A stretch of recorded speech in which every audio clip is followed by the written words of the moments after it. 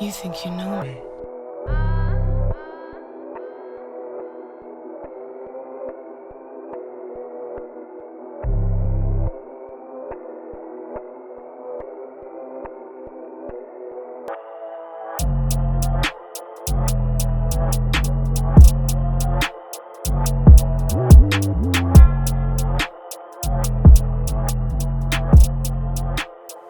Welcome to v4yav Media, where we talk about the latest street topics and events to affect our community and neighbourhoods.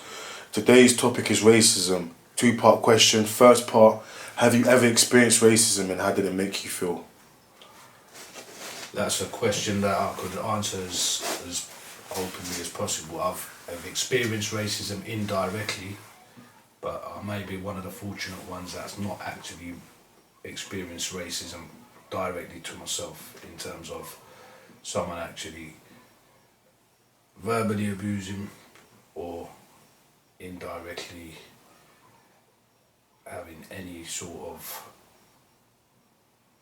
discrimination against myself for my colour. So that's something that I've always been around, where I see it day in, day out, and it's down from the education where you're brought up from. Every school in the country's got different ethnic minorities, and it boils down to what they're taught at that stage, at the early part of their development, in terms of when they're growing up. The white kids stick with the white kids and the black kids stick with the black kids. So if they mix and integrate from an early age, then maybe that situation won't even have to be talked about, because racism's not new. It's been around for thousands of years. It won't be a topic that's easily discussed, because there's too many different factors involved and too many variables. So the way you actually address it yourself is to educate your children from the beginning, from the start, and that's the only way you can move it away. You won't be able to completely eliminate it, but it's going to be something that maybe increases the chances of people not having to suffer the problems that they are. And I mean, that's a fantastic point, and it kind of answers the second question: how do we eradicate racism? So early education, teaching us. That's the root of it all. Once from the moment you're taught certain lifestyles, cultures from an early age, you actually believe, or you're programmed to believe, that this is what white people do and this is what black people do. In schools, if you go through all the topics that children are taught, you're going to start off with the history of all the major events that have happened in time, and there's going to be things that are going to basically make people believe that this is what this culture's about, this is what that culture's about, this is what this colour does and this is what that colour does. But generally it just needs to be looked at in a way that all of these things are built up in your mind from an early age, and that's where racism stems from. It can't come just out of the blue. You can't become a racist overnight. It's learned behaviour, would you say? It's a process. No one can just be born a racist. You can't be born racist, because when you're born, you don't know the difference between. Obviously, you can see from your eyes, but you don't really know the differences between what one person's like or what another person's like until you actually speak to the person. So you could have 3 or 4 different races in one room, and all of them get along well. Whereas in a playground, if you look at it from a bird's eye view, you probably see, and you'd be able to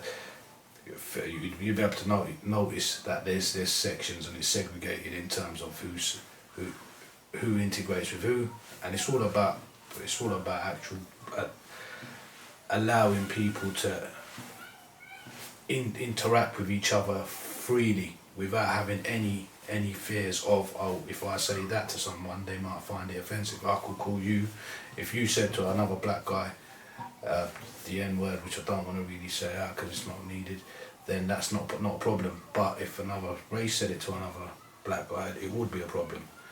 I've heard things in the playground when I was at school. I've heard things in workplaces. I've heard things within I can tell you a story about when I used to work in the motor trade. I'm selling a car to a gentleman, which is an English gentleman, and I'll use the most politest way to explain it. He was showing me a vehicle that he'd seen on his phone. At the same time, he passed me over the phone, and a text message came through. Although it's not my business to be reading other people's text messages, but it's hard to avoid a text message pop up on the screen where a message has come from his wife, and it had racist content in it. And if I read what the content was, you'd probably find that, oh yeah, that might be a bit of humour, it might be a bit of banter, but it was blatantly racist interaction between a husband and a wife, and the actual wording said that, why do all black people smell? So that was something that was in my face, whereas the gentleman didn't know that I'd actually seen what had been posted on his actual phone. But from that, it made me step back. I didn't really react to it because I thought it's not my place to be making any judgments on who's saying what and who's talking about it. But I thought if that's what a small thing like that can make a huge impact on people's opinions of, oh yeah, that person's like that because they're that colour. And I found that a little bit disturbing, but obviously I just let it be. I thought, yeah, you can't really have too much of a say in it because it's not nothing that you can do anything about. So racism's there. It's clear. It might be a little bit more, it's obviously out in the media a lot. Whatever gets highlighted is what people focus on, and the highlighting of all these incidents that are happening currently are because of, I believe it becomes a fuel for escalating a problem that's always going to be there.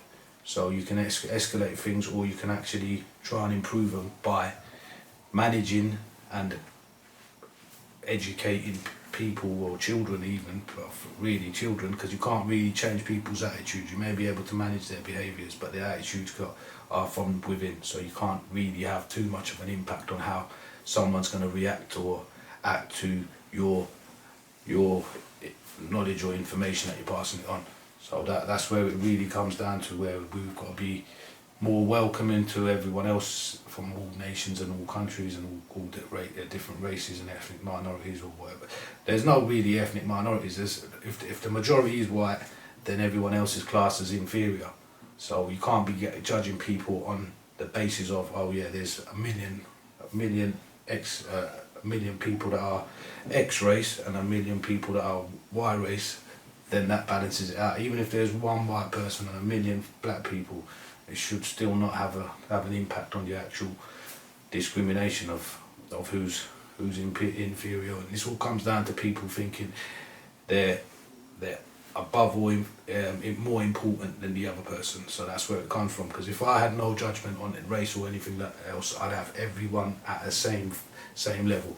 Going back to the subject of educating children at a very young age, we need to be more accommodating.